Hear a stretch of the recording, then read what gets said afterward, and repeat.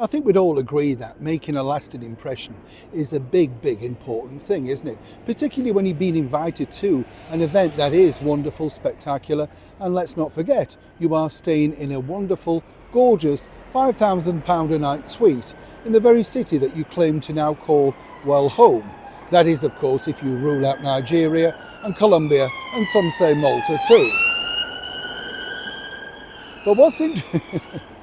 You see, you can keep battling on regardless. Don't worry, chums. Doesn't put me off. Always nice to share these things. When people say, is that real, Neil? Is that a green screen? You know it's not a green screen because there it is. The real life of London all around you. Some people, of course, though, might say we didn't see much real life over in the Invictus Games with Meghan Markle. That's because she was clinging, desperately to her man, the Prince Harry. And for what reason, people really can speculate all they want. Didn't help, as I pointed out, with the president basically saying she's terrible. It can't be nice to read that or hear that about your wife, whatever you may personally be going through at that time. But here's the bigger problem, you see, and this is part of the problem with Meghan Markle throughout. She has no sort of inner thought process about how will this read, how will this look. She's always talking in the third person as if she's the most important person in the room.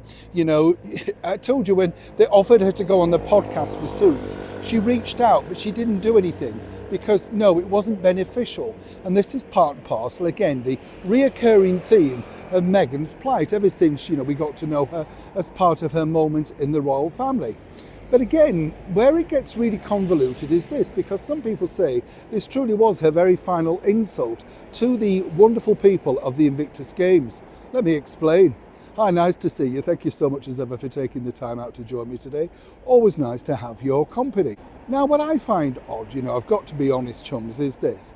I find it very strange when you get invited somewhere and you don't remember your manners. And some people might say that this is a prime example of Meghan Markle and her lack of manners. This is because, as you can see from this particular picture, there she was attempting something that I certainly wouldn't do. I think it's very brave, in fact, to have a go at anything on ice, because you know what it's like, and it will little slip, and this is the thing, you're weeks and months out of action, aren't you? So you have to be careful. But clearly, she'd been persuaded to do this by her husband, Prince Harry. And you would have thought, well, finally, she's getting into the spirit of the games. But now, here's where it gets interesting.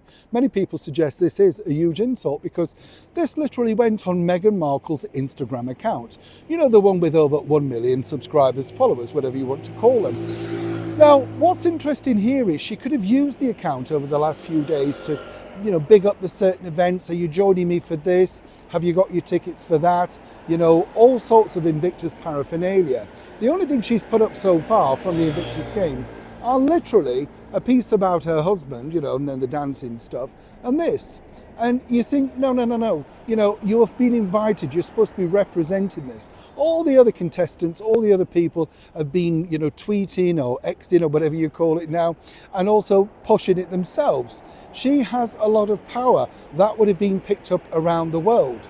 But seemingly on the very final thing that she was doing, it never occurred to her to perhaps even thank the people, the veterans, get pictured with some of them, put that up rather than something which once again shows yourself off. Now, as I said at the very start, you could criticise and you could say, well, but is she totally aware of how bad this looks? And truly, was this a huge insult? I'd love to know what you think in the comments below. Neil Sean in the very heart of London.